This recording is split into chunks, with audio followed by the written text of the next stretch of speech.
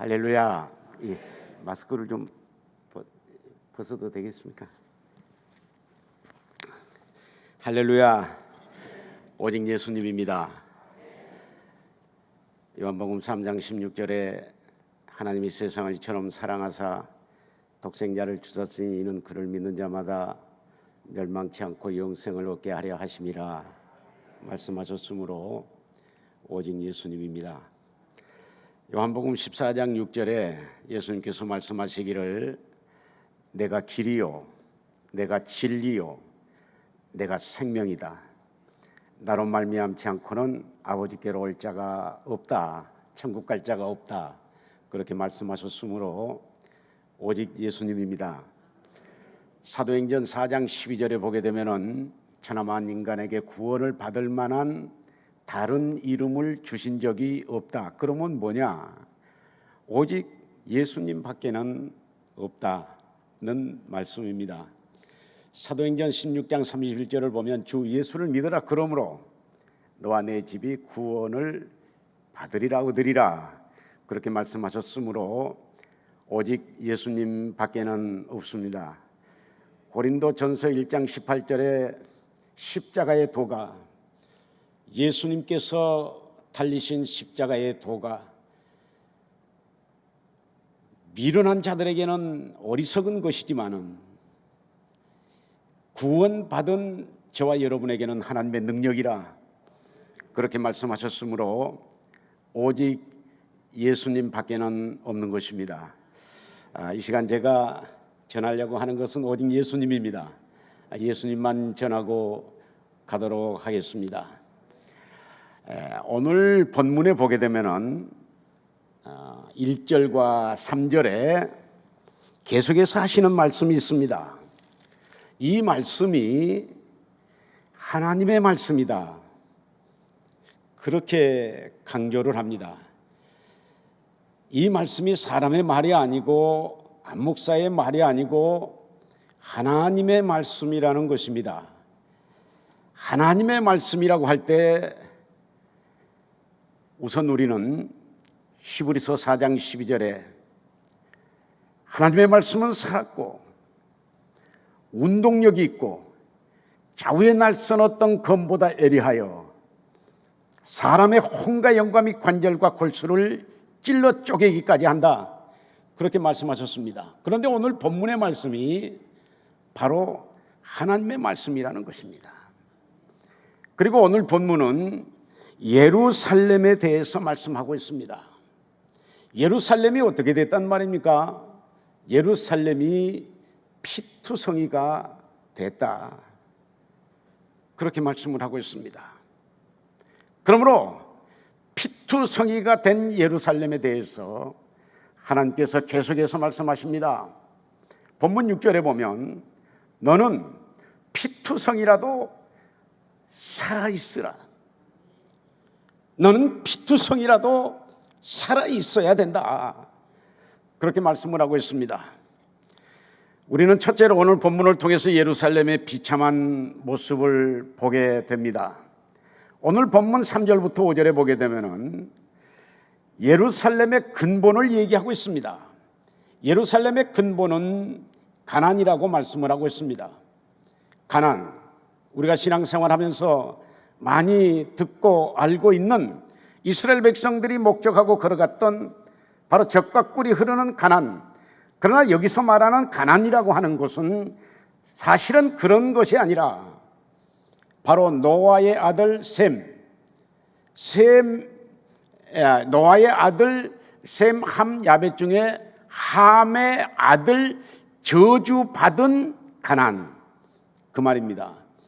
그러니까 예루살렘의 근본이 사실은 함의 자손이 아닙니다. 함의 자손이 예루살렘의 근본은 아닙니다. 셈의 근본이 또 예루살렘의 근본은 셈입니다. 그런데 오늘 본문에 보면 예루살렘의 근본을 저주받은 함의 자손 가나안이라고 이렇게 이야기를 하고 있습니다. 상징 기법을 사용했다. 상징적으로 그렇게 이야기를 했다. 그렇게 보는 것입니다. 그리고 그 아버지는 아모리 사람이고 어머니는 헷 사람이라고 그렇게 말씀을 하고 있는데 다 아모리 사람이라 그 말입니다. 다 가나안 사람이라 그 말입니다. 그러니까 근본도 가나안, 그 아버지 어머니도 가나안. 예루살렘을 그렇게 표현을 하고 있습니다. 그리고 그 예루살렘에 대한 출생을 말할 때, 그 예루살렘이 탄생을 할 때 배꼽줄을 자르지를 않았다고 말씀을 하고 있습니다. 여기에 여성분들이 많이, 우리 권사님 집사님들이 많이 계시는데 어린아이를 낳으면 가장 먼저 해야 할 일이 배꼽을 자라야 되는 것입니다. 그런데 배꼽을 자르지 않았다고 말씀을 하고 있습니다. 그리고 배꼽을 잘랐으면 그 배꼽을 묶고 물로 씻어야 되는 것입니다. 그런데 물로 씻지도 않았다 그랬습니다. 물론 배꼽도 자르지 않았고 물로 씻지도 않았고, 물로 씻은 다음에는 소금을 뿌려야 되는데, 그래서 정결케 해야 되는데 소금을 뿌리지도 않았다, 그렇게 말씀을 하고 있습니다. 소금을 뿌린 다음에는 그 어린아이를 강보로 싸야 되는데 강보로 싸지도 않았다. 계속해서 오늘 본문을 보면 비참하게 돌아볼 사람이 없어서, 어머니나 아버지나 가족이 없어서, 또 누군가가 그 어린 것을 돌아볼 사람이 없어서 들에 버려졌다 하는 것입니다. 그러니까 얼마나 그 출생이 비참한가. 근본도 비참하고 출생도 굉장히 비참한 그런 어린아이가 있다면 그런 아이가 자라난 환경은 또 어떠했겠습니까? 이런 참 비참한, 이런 정말로 불쌍하고 가련한 예루살렘을 하나님께서 배꼽 자르고, 그리고 목욕시키고 소금을 뿌려 정결하게 하고, 그리고 강보로 싸서 잘 길렀다는 것입니다. 그리고 읽지는 않았습니다만 8절을 보게 되면은 사랑할 때가 됐다, 그렇게 말씀을 하고 있습니다. 이제 사명을 감당해야 될 만한 때가 됐다 그 말입니다. 이제 혼인할 때도 됐다 그 말입니다. 그런데 본문을 보게 되면은 여전히 가증하더라, 여전히 가증하더라, 그렇게 말씀을 하고 있습니다. 15절을 보게 되면은 그 유명한, 그 대단한 명성을 가지고, 그 명성을 가지고 가증한 일을 계속했다고 말씀을 하고 있습니다. 하나님께서 이렇게 잘 키워놨더니, 훌륭하게 키워놨더니, 정말로 왕비처럼, 또 공주처럼 그렇게 길러놨더니 그런 명성을 가지고 가증한 일을 했다. 그것이 바로 예루살렘의 모습이라고 말씀을 하고 있습니다. 우리는 이 비참한 예루살렘의 모습을 통해서 오늘 한국 교회의 모습을 보게 되는 것입니다. 그게는 한국 교회지만은 이것이 어떻게 한국 교회가 내 모습은 아니겠습니까? 한국 교회의 모습이 바로 내 모습 아니겠습니까? 우리 성광교회의 모습이기도 하지 않겠습니까? 지금 한국 교회의 모습은 피투성입니다. 우리 대한민국이 어떻게 만들어졌다고 하는 사실에 대해서 기본적으로 우리는 다 알고 있습니다. 지금으로부터 5,000년 전에 당군 또는 곰, 환웅 이런 분들에 의해서, 그리고 박에서 나온 박엇거세, 또 주몽, 김수루 이런 분들을 통해서 우리 대한민국이 세워졌다, 한 나라가 세워지고, 글쎄요, 당군 신화라 그러니까 그것이 사실인지 신화인지는 모르지만 어쨌든 그렇게 본다면 우리 대한민국의 근본은 곰의 후손일 수 있어요. 좀 기분 나쁜 이야기가 되겠습니다만은, 그런다면 그것은 신하겠죠. 우리 기독교 역사를 보면, 우리 기독교 역사는 구교 캐톨릭이 200여 년 전, 그리고 우리 개신교가 100여 년 전, 이런 역사를 가지고 있습니다. 그러나 좀 더 깊이 들어가 보면 아마 이 자리에 계신 분들 가운데 알이랑이라고 하는 책을 읽어보신 분이 계시는지 모르겠습니다만은 우리 교과서에는 신학 교과서나 이 세상의 교과서는 기독교가 우리나라에 200년, 100년 전에 들어왔다고 그렇게 말합니다. 그러나 알이랑이라고 하는 목회자가 쓴 책입니다. 기독교 역사학자가 쓴 책입니다. 그 알리랑이라고 하는 그 책을 보게 되면은 이렇게 기록이 되어 있습니다. 창세기 10장 이하에 보면 거기 노아의 후손의 족보가 나옵니다. 거기 족보가 나오는데 누가 나오느냐 하면은 셈의 5대손이 나오는데 셈의 5대손 그가 벨렉과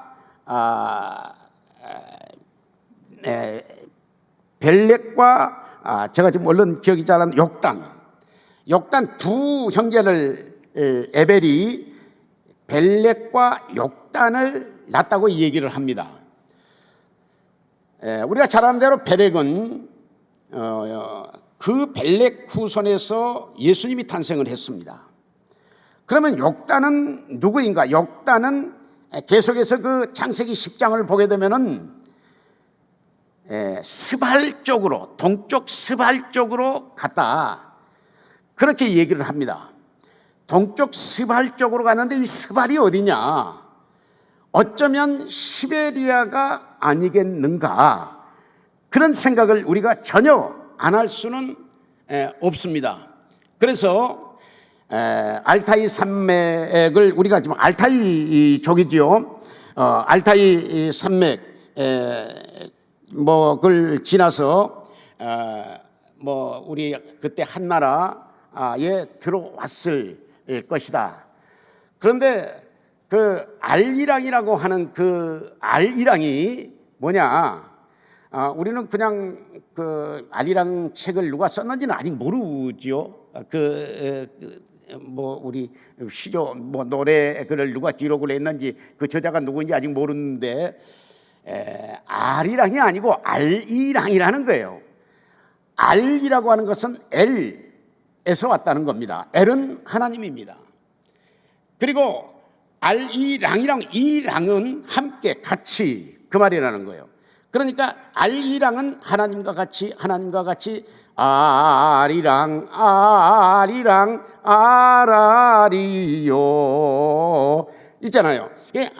그것이 하나님이랑 같이 그 말이라는 거예요.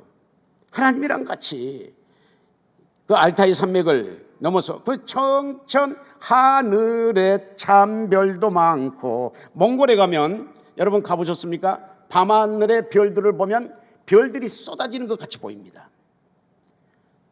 어쩌면 지금 이 불 등처럼 이렇게 별이 쏟아지는 것처럼 보이는데, 어쩌면 그 욕단이 그 몽골에서 밤에 누워서 하늘을 쳐다보고 청천 하늘에 참별도 많고 이내 가슴에 수심도 많다고 하는 그런 그 찬양이라 그럴까요? 미국의 찬송가 가운데는 알리랑이라고 하는 찬송이 있습니다. 우리나라는 없지만은 우리나라에도 찬송 편찬위원회에서 그때 당시 이 알리랑을 찬송가에 넣자 그런 얘기가 나왔습니다. 그런데 우리나라 문화권에서 이게 받아들일 수가 없습니다. 그래서 넣질 않았습니다. 만약에 이 알리랑이 하나님이랑 이것이 사실이라고 한다면 우리나라에 기독교가 들어온 것은 5,000년이 되는 것입니다. 왜냐하면 아까 말한 그 욕단의 시대는 지금으로부터 약 5,000년 전이니까 그럼 맞는 겁니다. 당군 신화 그 연도나 어쨌든 그렇고, 여러분 혹시 김해박물관에 가보셨는가는 모르겠어요. 김해박물관에 가보면 김수로 왕에 대한 여러 가지 역사적인 사실들이 있습니다. 거기에 가면 우리나라에 기독교가 들어온 연도가 언제냐? 주후 42년으로 보고 있습니다. 그러니까 가야국 때 들어왔다는 거예요. 누구에 의해서 들어왔느냐? 도마에 의해서 들어왔다는 겁니다. 예수님의 12제자 의심 많은 도마가 인도를 통해서 우리나라에 복음을 가지고 들어왔다는 겁니다. 김해 가야국에 들어와 가지고 그 복음을 누구에게 전했느냐? 김수로에게 전했다는 겁니다. 그리고 그가 다시 가서 인도로 가서 허황후 그분을 데리고 와서 김수로 왕과 결혼을 시켜가지고 김수로 왕의 왕비가 되도록 만들었다는 거예요. 그리고 김수로 왕이 세례를 받았다고 하는 여러 가지 증거들이 지금 김해박물관에 가면 다 진열이 되어 있습니다. 그리고 거기 박물관에 들어간 큰 문에 물고기, 여러분 익스투스라고 하는 그 물고기 그림이 박물관 바로 그 대문에 이렇게 있는 것을 볼 수가 있습니다. 이것이 사실이라고 하면 우리나라의 기독교가 42년 전, 지금으로부터 약 1900년 전에 기독교가 들어왔다는 얘기가 됩니다. 그러나 신학교과서나 세상교과서는 우리나라의 구교는 200년, 개신교는 100년 전에 우리나라에 기독교가 들어왔다, 그렇게 이야기를 하고 있습니다. 이건 뭐 참고로 우리가 한번 알아두어야 될 이야기라 그렇게 생각을 하고요. 어쨌든 이렇게 해서 우리나라에 들어온 기독교가 얼마나 부흥을 했습니까? 하나님의 은혜로 너무 크게 부흥을 한 것입니다. 그런데 이 크게 부흥한 이런 명성을 가지고, 세계적인 명성을 가지고 우리 한국교회가 과연 뭘 했느냐 하는 것입니다. 결론부터 말씀을 드리면 지금 현재 우리 한국교회는 피투성이라고 말씀을 드릴 수 있습니다. 우리 한국교회를 피투성이로 만든 것이 도대체 뭐냐 하는 겁니다. 네 가지가 바로 우리 한국교회를 피투성이로 만들었다고 보는 겁니다. 첫째는 종교다원주의입니다. 그리고 혼합주의입니다. 다시 말씀드리면 우리 대한민국 교인들이 신앙은 기독교지만은 생활은 유교나 불교나 샤머니즘 신앙을 갖고 있었다는 겁니다. 그리고 이것저것 뒤죽박죽 혼합 종교가 되어버렸다는 것입니다. 거기에서 물질주의가, 이성주의가, 세속주의가, 번영신학이, 기복신앙이 다 생긴 거 아니겠습니까? 이것이 우리 한국교회를 피투성이로 만들었다고 해도 과언이 아닐 것입니다. 두 번째는, 이런 말씀을 드리기가 죄송합니다. 우리 성광교회는 말고요, 분열입니다. 한국교회의 분열입니다. 당파와 분파, 매일 싸우는 싸움. 피투성이가 그냥 되는 건 아니잖아요. 싸워서 피투성이가 되는 거 아니겠습니까? 우리 한국교회 현주소가 피투성이가 됐다면 왜 피투성이가 됐겠는가? 피투성이가 되어서 그러기 상태가 됐다면 왜 그러기 상태가 됐겠는가? 주신 사명만 감당했다면 그렇게 됐겠는가 하는 거예요. 그러나 싸움을 한 겁니다. 지금까지, 오늘도. 지금 코로나 때문에 조금 싸움이 끝났는지는 모르지만은 이 코로나 끝나면 또 싸움을 시작할 겁니다. 어쨌든 이런 종교다원주의와 혼합주의, 이런 것들이 우리 한국교회를 피투성이로 만들었고, 싸움, 분열이 우리 한국교회를 피투성이로 만들었습니다. 그리고 또 하나, 코로나가 우리 한국교회를 지금 피투성이로 만들고 있습니다. 코로나가 시작되면서 언택트라고 하는 말이 나오게 됐습니다. 접촉을 해서는 안 된다는 얘기 아닙니까? 바로 이 코로나 후에 콜택트라고 하는 말도 나왔습니다. 전화로. 온택트라고 하는 말도 나왔습니다. 온라인으로. 뭐 여러 가지 얘기가 나왔습니다. 그리고 이제는 뭐 계속해서 뭐 이 비접촉 이런 것들만 이 얘기를 하다가 보니까 우리 기독교에서 무슨 단어를 한번 만들어 볼까 그렇게 생각을 하다가 홀택트라고 하는 그런 말을 우리 기독교에서, 뭐 기독교 목사님들이 다 동의해서 만든 건 아니지만 누군가가 홀텍트라고 하는 말을 만들어내 가지고 지금 사용을 하고 있습니다. 홀텍트라고 하는 것은 거룩한 교제라고 하는 그런 뜻인데, 이성과 믿음의 조화, 이성과 믿음을 조화를 시킨다는 겁니다. 저는 반대를 합니다. 믿음은 믿음인 거지 절대로 혼합될 수가 없는 것입니다. 예수님은 예수님이지 혼합될 수가 없는 것입니다. 그런데 어쩔 수 없이 교회가 만들어내는 것이 홀텍트입니다. 믿음과 이성의 조화, 이 조화가 돼야 된다는 겁니다. 그러니까 적당히 인본주의가 되어야 된다는 겁니다. 그러다가 이제 나온 얘기가 위드 코로나라고 하는 말이 나왔습니다. 코로나와 함께 어쩔 수 없이 살아가야 된다는 겁니다. 코로나와 함께 우리는 예수님과 함께 살아야 될 줄로 믿습니다. 예수님과 함께 살아야 될 줄로 믿습니다. 코로나와 함께 코로나와 같이 살아서는 절대로 안 될 줄로 믿습니다. 그런데 어쩔 수 없이 코로나와 같이 살아갈 수밖에 없는 비참한 현실이 현재 한국교회의 현 주소라고 말할 수 있습니다. 저는 오늘 밤에 참 깜짝 놀랐습니다. 정말 놀랐습니다. 지금 이 상황에서 수요일 밤 예배를 이런 집회가 된다고 하는 것은 놀라운 일이 아닐 수가 없습니다. 우리 성광교회가 대한민국, 아니 순천 여수는 말할 것도 없이 대한민국을 대표할 수 있는 모범적인 교회라고 생각을 합니다.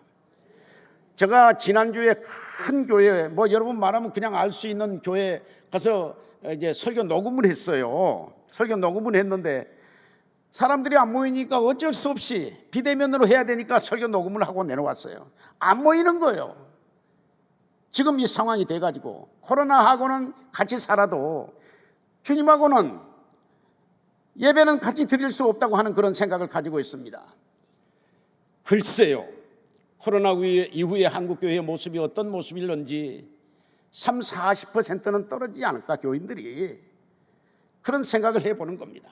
한국교회에 존폐가 달려있는 지금 이 코로나 상황, 이 지금 우리 한국교회가 코로나에 맞아서 두들겨 맞아서 지금 피투성이가 되어져 가고 있습니다. 우리 성광교회에 출석했던 많은 사람들도 어쩌면 코로나에게 두들겨 맞아가지고 지금 피투성이가 되어 누워있는 그런 분들이 많잖아요. 코로나 딱 시작되면서 교회에 전혀 나오지 못한 그런 분들이 얼마나 많은지를 모릅니다. 이런 것들이 한국교회를 피투성이로 만드는 것은 첫째는 종교다원주의 혼합주의입니다. 두 번째는 싸움입니다. 분열입니다. 세 번째는 코로나입니다.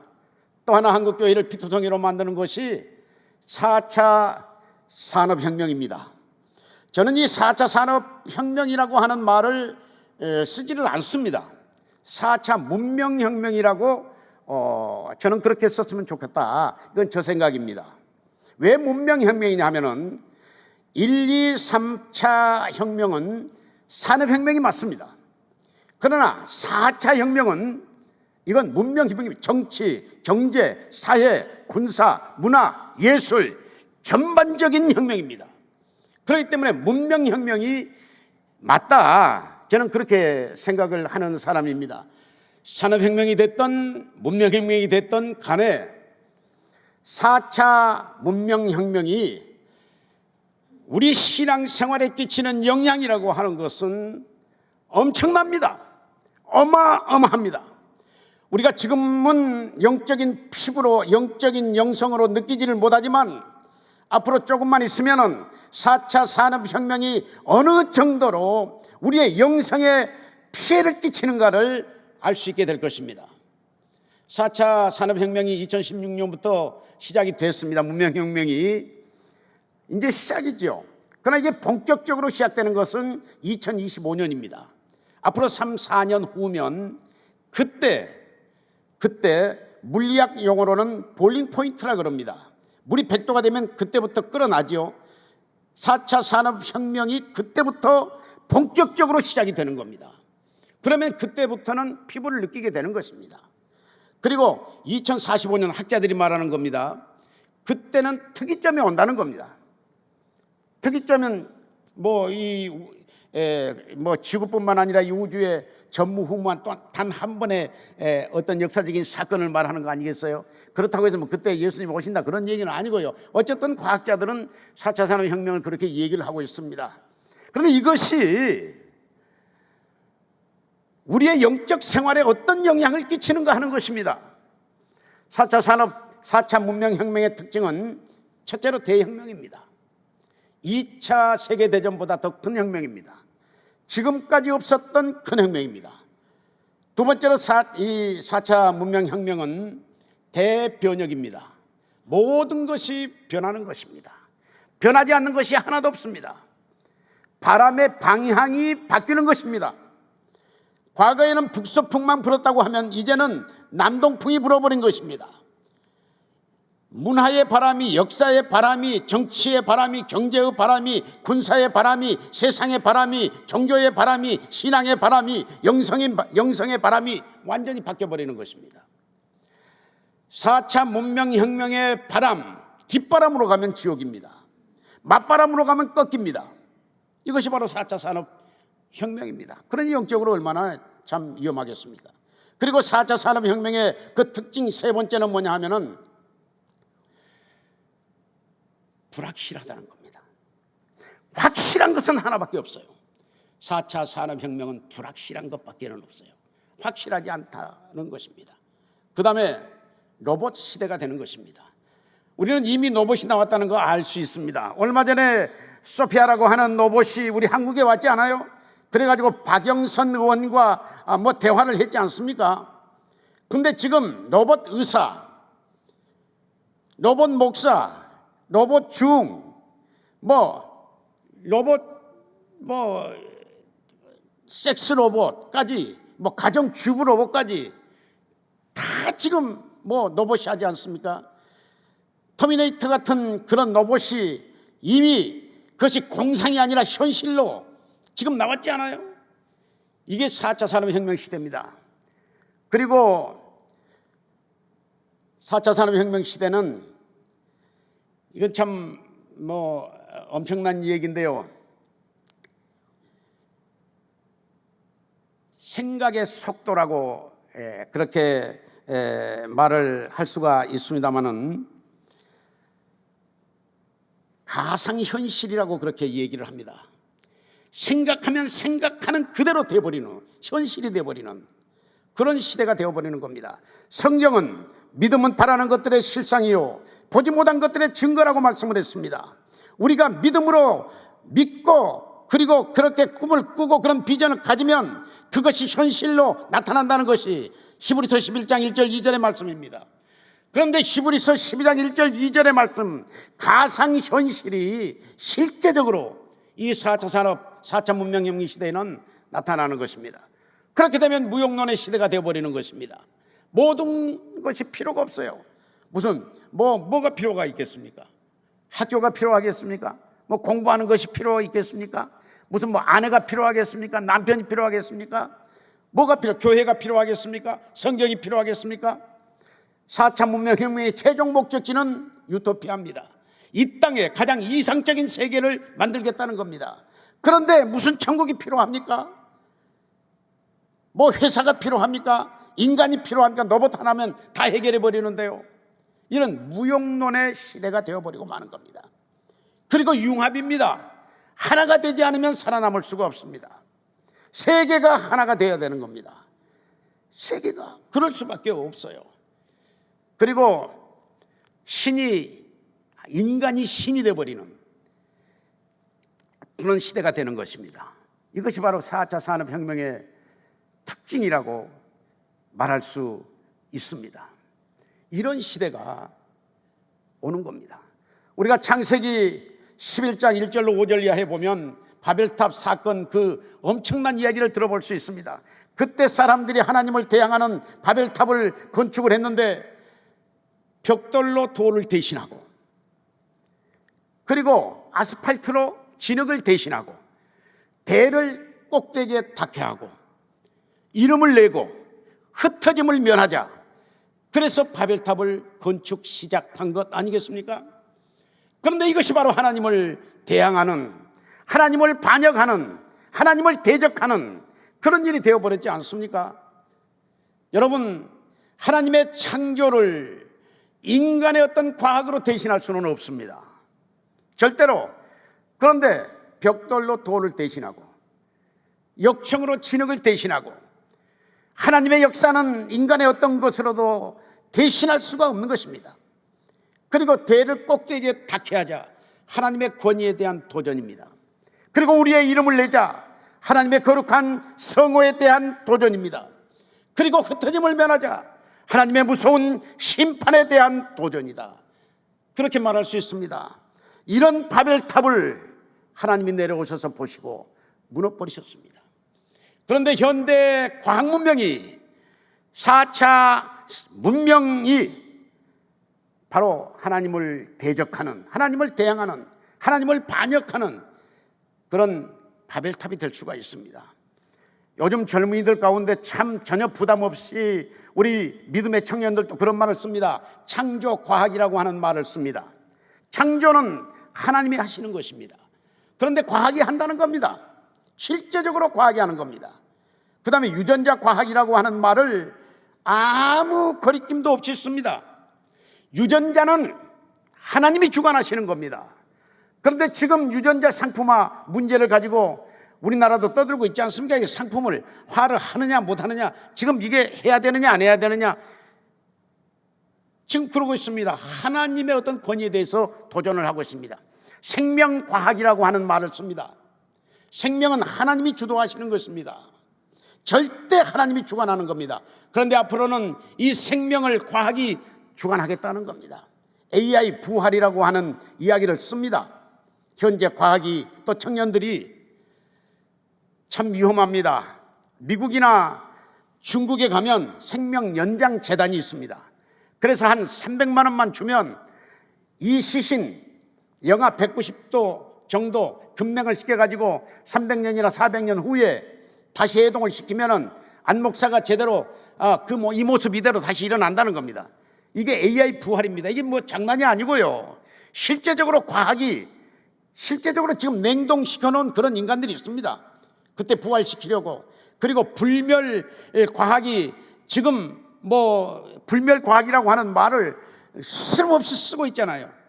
불멸 과학이라고 하는 것은 뭡니까? 인간이 망하지 않는다는, 죽지 않는다는 겁니다. 그런데 그것이 가능성이 있는 것이 이 세상에서 가장 오래 산 짐승이 땅쥐라고 합니다. 땅쥐의 수명이 500년인데 그 땅쥐의 유전자를 빼가지고 인간에게다가 주입을 하면 최소한 인간이 몇 년을 살아요? 500년을 산다는 거예요. 놀라운 일이잖아요. 그러니까 또 한 과학자가 이런 얘기를 했어요. 그러면 무드셀라의 유전자를 개발을 한번 하는 것이 어떻겠느냐. 무드셀라가 몇 살 살았어요? 969세를 살았잖아요. 그러면 무드셀라의 유전자를 주입을 하면 969세를 살 것이 아니냐 하는 거예요. 이것이 바로 불멸과학입니다. 여러분 생각해 보세요. 과거에는 하나님의 독점, 하나님의 주권적인 섭리와 경륜의 역사들이 오늘 4차 문명혁명의 이 과학이 다 빼앗아가 버리고 있는 겁니다. 이건 하나님에 대한 정면 도전입니다. 이러는 가운데 우리 교회는, 우리 한국 교회는 피투성이가 되어 그러기 상태에 놓여 있다.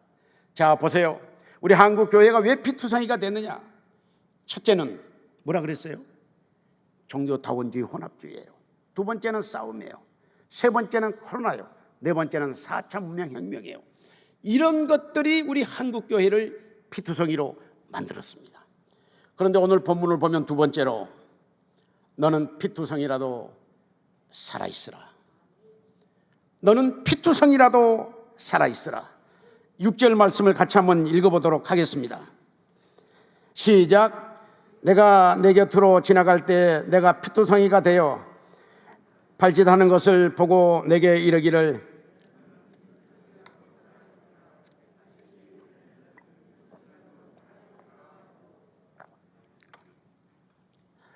나는 피투성이라도 살아있으라. 피투성이로 버려진 예루살렘,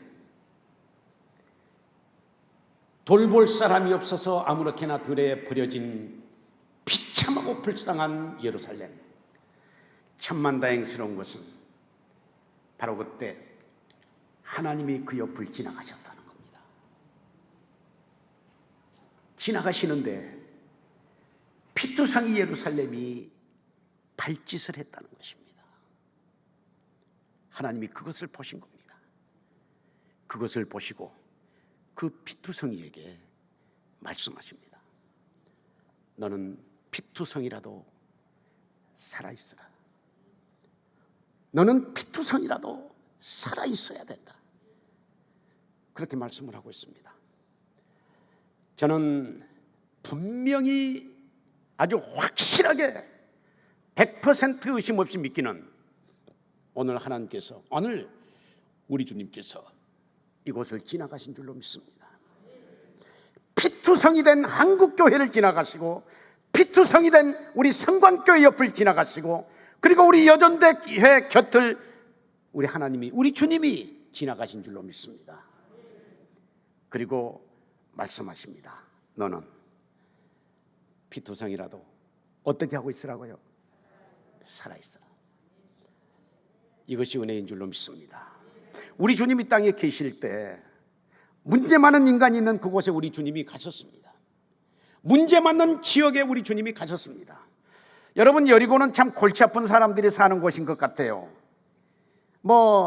소경 거지 바디메오도 여리고에 있었고요. 예루살렘의 여리고로 가다가 또 강도도 만났던 것 보니 거기 여리고의 강도도 많았던 것 같고요. 거기에 사케오도 거기에 살았던 것 같고요. 하여튼 문제 많은 사람들이 여리고에 살았는데 우리 주님은 여리고에 가셨습니다. 왜 가셨을까요? 할 일 없이 그냥 가셨을까요? 아니요. 주님이 만나야 될 사람이 있기 때문에, 그들이 주님 앞에 나올 수 없기 때문에 주님이 그들을 찾아가신 줄로 믿습니다. 오늘 우리가 우리 주님을 찾아갈 수 없기 때문에 주님이 우리 곁에 오시는 겁니다. 우리가 피투성이로 그러기 상태에 된 우리의 모습을 가지고, 이런 영성을 가지고 어떻게 주님 앞에 나갈 수가 있겠습니까?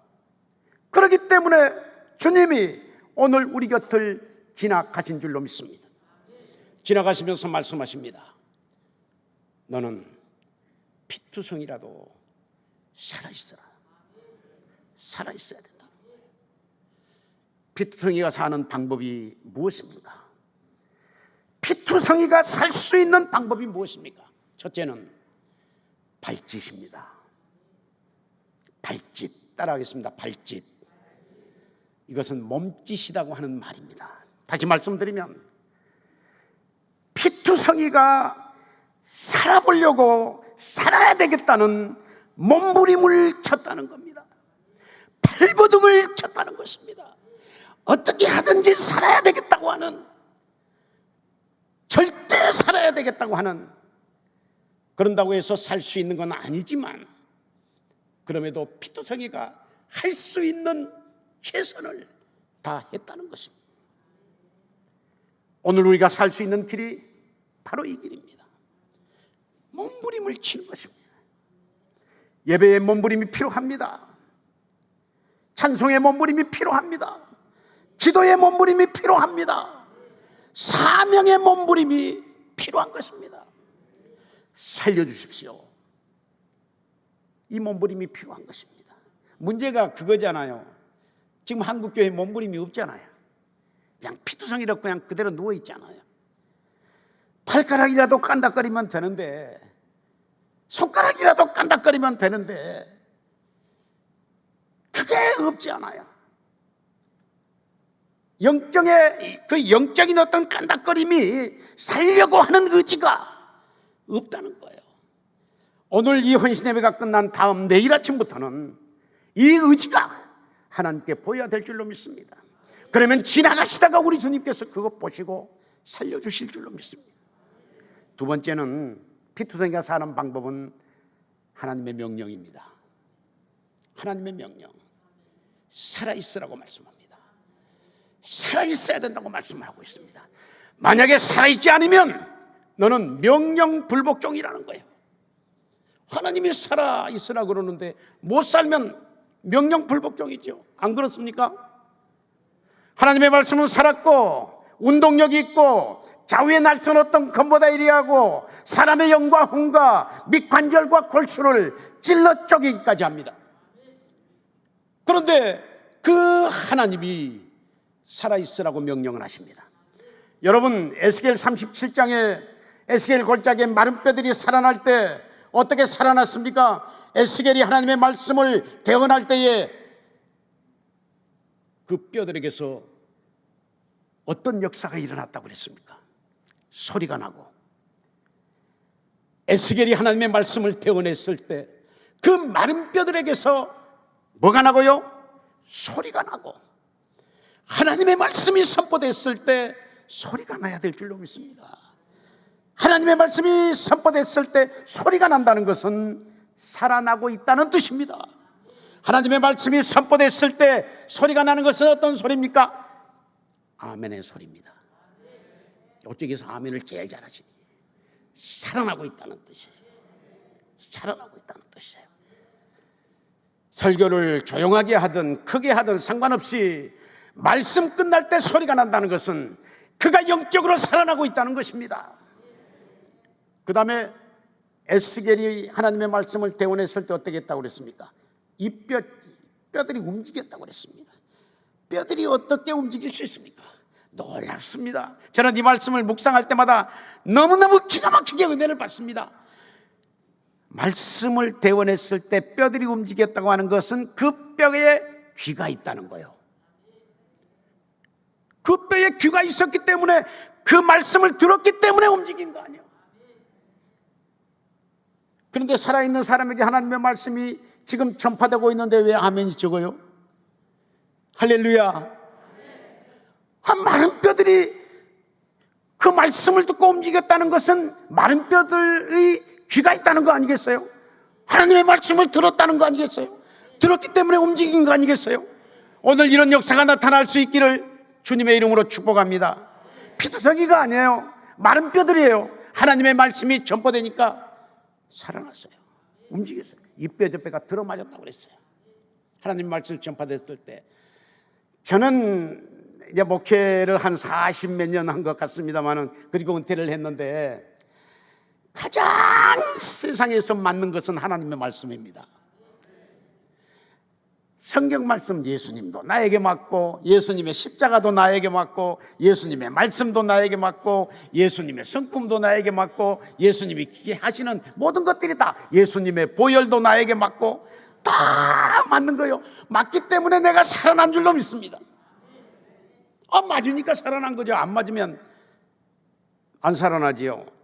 말씀이 맞기 때문에 살아난 거예요. 맞다고 그랬어요.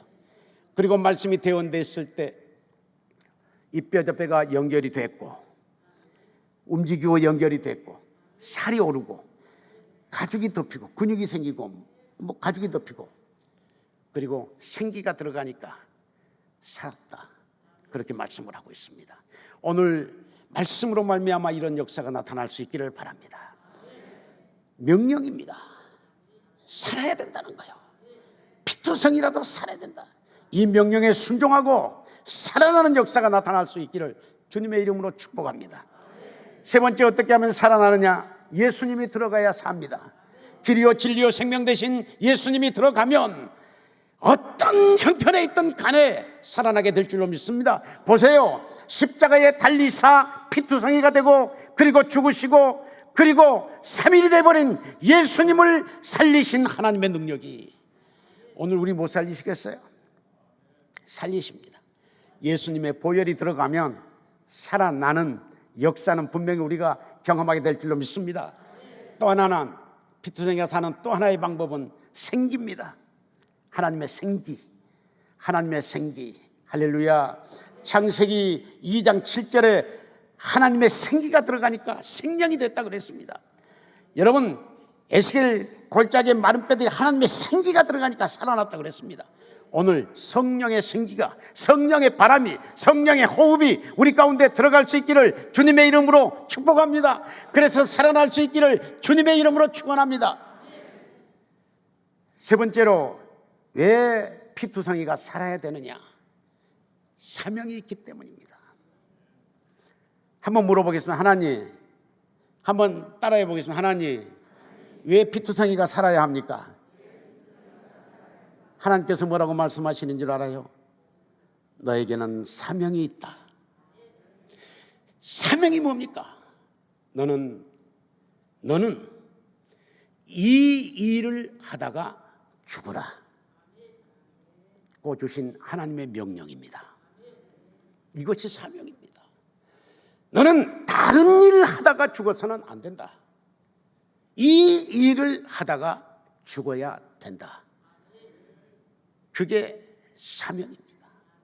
이 사명이 우리에게는 있다는 거예요. 그러므로 죽어서는 안 되는 거예요. 장로님, 어떤 상황이 온다고 할지라도 장로님 돌아가시면 안 됩니다. 왜요? 장로님께는 사명이 있습니다. 그렇게 암으로 돌아가시면 안 됩니다. 그렇게 사고로 돌아가시면 안 됩니다. 그렇게 어떤 일로 돌아가시면 안 됩니다. 하나님께서 주신 사명 감당하시다가 돌아가셔야 됩니다. 연기하시기를 바랍니다. 아니요, 하나님께서 우리의 생명 연기해 주실 줄로 믿습니다. 피투성이라도 살려서 사명 감당하게 하실 줄로 믿습니다. 집사님, 죽어서는 안 됩니다.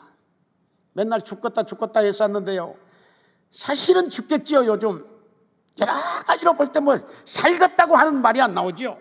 그러나 여러분, 그럼에도 불구하고 죽어서는 안 되는 이유가, 오늘 하나님께서 너는 피투성이라도 살아있으라. 살아있어야 된다. 사고로 죽어서는 안 된다는 거예요. 병으로 죽어서는 안 된다는 거예요. 늙어 죽어서는 안 된다는 거예요. 그렇게 죽어서는 안 된다는 거예요. 권사님, 그렇게 죽어서는 안 됩니다. 절대로 살아있어야 됩니다. 피투성이라도 살아있어야 됩니다. 내가 세상의 어떤 것으로 만신창이가 되어 피투성이가 되어 그러기 상태에 있다고 할지라도 그런다고 해서 죽어서는 안 되는 겁니다. 사명이 있기 때문입니다. 그 사명을 감당하다가 가야 됩니다. 이제 시간이 너무 많이 가버렸는데요, 저 간증 하나 할까요? 예, 목사님, 저 간증 하나 할까요? 아주 정말 이제 죄송한 마음밖에는 없습니다. 저 시간을 잘 마치려고 그랬는데 저희 집 사람이 시간 그랬거든요. 저 설교로 간다 그러니까 시간을 꼭 맞춰야 된다는 거예요. 근데 제가 이제 뭐 또 언제 이 강대상에 서서 뭐 설교를 여기서 하고 그러지는 않을 것 같아요. 제가 간증 하나 하고 말씀을 마치도록 하겠습니다. 벌써 뭐 2015년이니까 2015년 8월 25일 제가 진도군 조동면 조도중앙교회 집회를 하다가 집회를 하고 축도를 하고 끝나고 강대상에서 내려오는데 누가 망치를 가지고 뒤통수를 쳐버리는 거예요. 땅 소리가 나요. 직경대 귀로 들었어요. 땅 소리가 나는데 그 망치로 사람이 저를 때리는 게 아니고 뇌출혈이 온 거예요. 집회로 가서 강사가 철교하고 내려다가 그래서 강대상을 제가 딱 잡았어요. 쓰러져서는 안 된다 여기서. 그래서 정신을 차렸어요. 하나님, 이 강대상에서 내려가게 해 주십시오. 그런데 하나님께서 내려가게 해 주셨어요. 내려갔어요. 내려가서는 바로 숙소로 가기 위해서 차를 딱 타가지고 거기서 못 일어나 버린 거예요. 그 동네 동네 의사 병원인가 거기 가서 혈압을 딱 재보더니 여기서는 손을 댈 수 없습니다. 저도는 여러분 가보신 분이 계실런가 모르겠습니다만은 팽목항 진도 팽목항에서 한 45분 50분 배를 타고 들어가야 되는 곳이에요. 그런데 저녁 집회가 끝나고 그랬으니까 그때 뭐 10시가 넘었잖아요. 근데 여기서는 도저히 뭐 손을 댈 수가 없다는 거예요. 그럼 어떻게 할 것인가?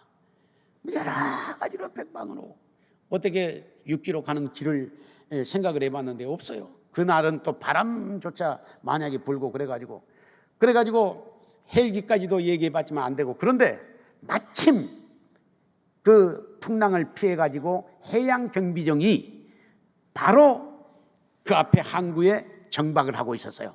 그 큰 해양경비정 뭐 엄청나게 크잖아요. 그 경비정 해양경찰대에다가 이 얘기를 하니까 그 경비정이 거기 있다.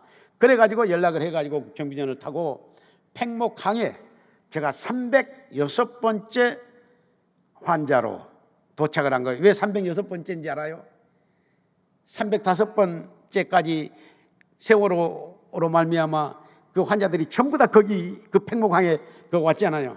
그래서 제가 306번째로 가가지고 진도, 그냥 제가 뭐 이 얘기를 할게요. 뭐 실명을 얘기하겠습니다. 뭐 지나간 얘기니까. 진도 한국병원에 가서 MRI를 찍어보고는 깜짝 놀래가지고 여기서는 도저히 안 됩니다. 목포까지 갈 수 있을는지 모르지만 어쨌든 목포에서 앰뷸런스가 오고 여기서 보내고 해가지고 중간에 서로 만나갖고 될 수 있으면 빨리 가야 삽니다. 그래가지고 목포에서 가장 큰 한국병원에 가서 거기서 이제 다시 MRI를 딱 찍어보고는 의사가 사형 선고를 내린 거예요. 그래서 가족을 다 불러라. 그래가지고 그뒷날 아침에 가족이 다 온 거예요. 그래서 이제 뭐 그날 하루 종일을 계속해서 주님 가르쳐 주신 기도, 신앙 고백. 그런데 놀라운 사실은 제가 정신을 잃어본 적이 없어요. 제가 이래봬도 정신이 이렇게 말똥말똥한 사람입니다. 호랑이가 물어가도 정신을 잃지 않았으니까요. 그래가지고 아침에 이제 저희 가족을 다 만나고 작별을 했지요. 작별을 다 하고 언제 갈는지 모르는 그런 상황에서 누워 있는데 그 뒷날, 그러니까 첫날 뭐 이러고 저러고 하다 보니까 그냥 뭐 12시 가까이 돼서 그 병원에 왔으니까 뭐 다음 날이 되면 바로 그날 저녁에 했어요. 그 다음 날 저녁에 10시나 됐는데 사지가 묶여져 가지고 닌게를 꽂고 있는데 10시나 됐는데 하나님의 음성이 들렸습니다. 아니, 하나님의 음성인지 처음엔 몰랐죠. 일어나라, 일어나라, 그러는 거예요. 그래서 제가 하나님, 이게 하나님의 음성입니까? 그런데 꼭 뭐 하나님의 음성 같아요. 그래서 하나님의 음성이면 다시 한번 들려주십시오, 제가 그랬거든요. 그런데 다시는 그 음성이 들리질 않아요. 그런데 마음속에 계속 일어나라, 일어나라 그러는 거예요. 한쪽 마음은 내가 지금 이런 모습으로 내추럴로 식물인간이 됐는데 의사는 사형 선고를 내려서 죽을 그 시간을 기다리고 있는데 어떻게 일어나겠어요? 사지가 이런 사람이 어떻게 일어납니까? 그런데 계속해서 마음속으로 일어나라, 일어나라 그러는 거예요. 그래서 나도 모르게 벌떡 일어났어요. 벌떡 일어났는데 등에서 물이 쭉 흐르는 거예요.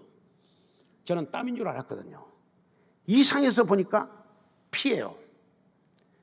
피가 얼마나 많이 흘렀는지 바닥에까지 보니까, 제가 그때 중환자 응급실 제일 한쪽에 있었거든요.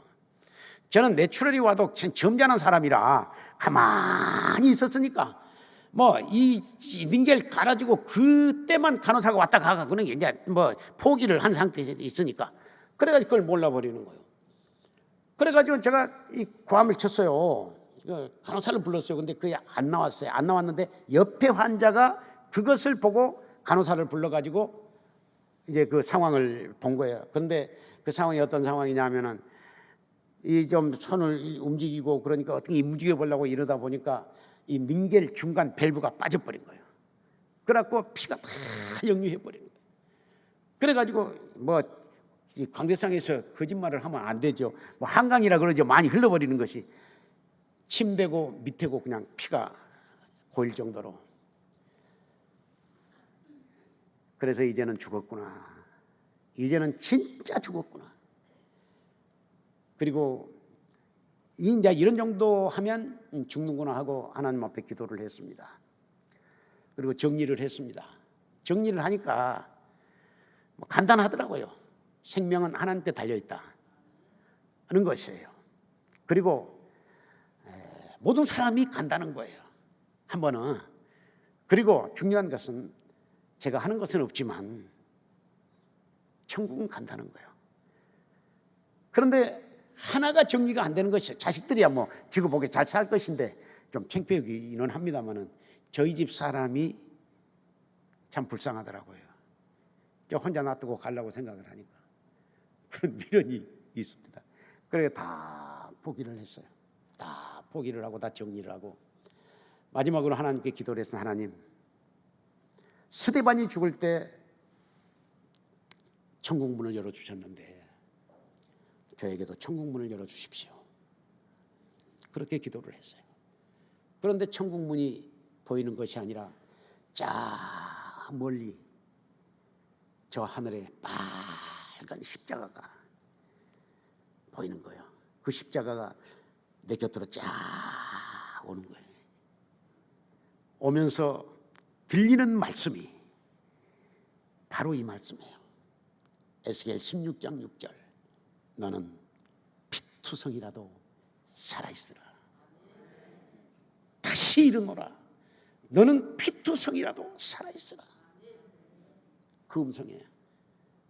그래서 그 뒷날 바로 서울 세브란스로 가서 수술을 하고 그렇게 하고 제가 살았습니다. 뭐 간증이 아직 많이 있는데 뭐 시간이 너무 많이 가서 마쳐야 될 것 같아요. 제가 물었어요. 하나님, 이런 모습으로 다 목사답게 죽도록 놔두십시오. 참 목사답게 죽으랍니다. 그런데 하나님께서는 계속해서 너는 피투성이라도 살아있어라. 계속 그러시는 거예요. 그래서 왜 살아야 됩니까? 사명이다. 너는 이렇게 죽어서는 안 될 사람이다.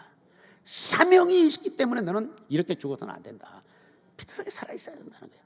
피투성이가 살아서 오늘 여러분들에게 이 설교 사명으로 전하고 있는 것입니다. 여러분, 피투성이라도 살아있기를 바랍니다. 왜냐하면 우리에게는 사명이 있기 때문입니다. 여러분, 나이언 일병 구하기라고 하는 영화 보셨습니까? 나이언 일병, 나이언 일병이 군대를 가서 이제 뭐 포로가 됐죠. 근데 그 소대가 거의 전멸을 하고 나이언 일병을 구합니다.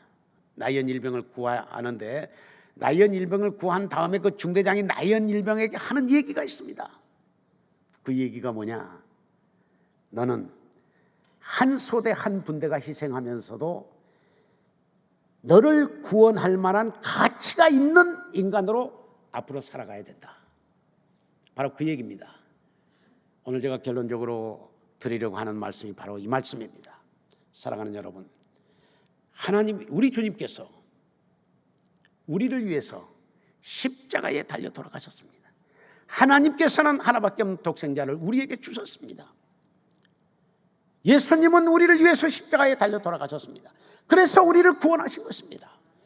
하나님의 아들을 죽이시고 살리신 그 가치 있는 인간, 그럴 만한 가치 있는 인간으로 우리가 살아야 되지 않겠습니까? 그렇게 살 수 있기를 바랍니다. 그렇게 사는 것이 뭐냐? 사명입니다. 어떤 사명입니까?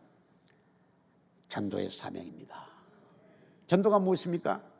나가서 모든 기회, 모든 장소, 모든 사람에게 생활과 사랑의 봉사와 그리고 말씀을 통해서 그리스도의 진실성, 사랑과 구원을 입증하고 천하보다도 귀한 생명을 그리스도와 그리스도 안에 있는 행복으로 인도하는